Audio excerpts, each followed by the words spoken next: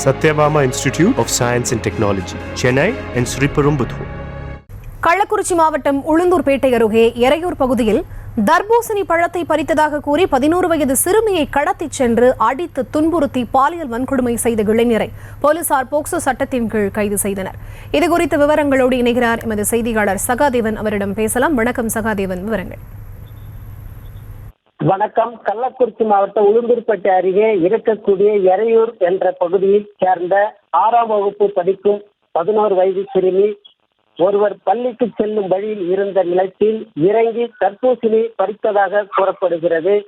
இந்த நிலையில் தர்பூசணி பயிரிட்டுள்ள எரையூர் கிராமத்தைச் சேர்ந்த பெலிக்ஸ் என்ற 37 வயது இளைஞர் அந்த சிறுமியை தனியாக தூக்கிச் சென்று அடித்து உதைத்து துன்புறுத்தி பாலியல் அத்துமீறலில் ஈடுபட்டதாக கூறப்படுகிறது. பாலியல் அத்துமீறலின் போது சிறுமிக்கு காயம் ஏற்பட்டுள்ளதாக தெரிய வருகிறது.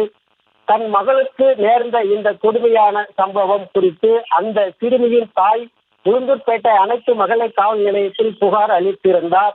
இந்த புகாரின் பேரில் அந்த காம கொடூரன் பெலிக்ஸை அதிரடியாக கைது செய்து அனைத்து மகளிர் காவல் நிலையத்தில் வைத்து போலீசார் தீவிர விசாரணை நடத்தி வருகின்றனர். பள்ளிக்கு செல்லும் வழியில் இருந்த நிலத்தில் இறங்கி ஆசையாய் தர்பூசணி பறித்த மாணவிக்கு நேர்ந்த இந்த கொடுமையான சம்பவம் அந்த பகுதியில் பெரும் பரபரப்பை ஏற்படுத்தி இருப்பதாக குறிப்பிடத்தக்கது. விவரங்களுக்கு நன்றி. Satyabama Institute of Science and Technology, Chennai and Sriperumbudur.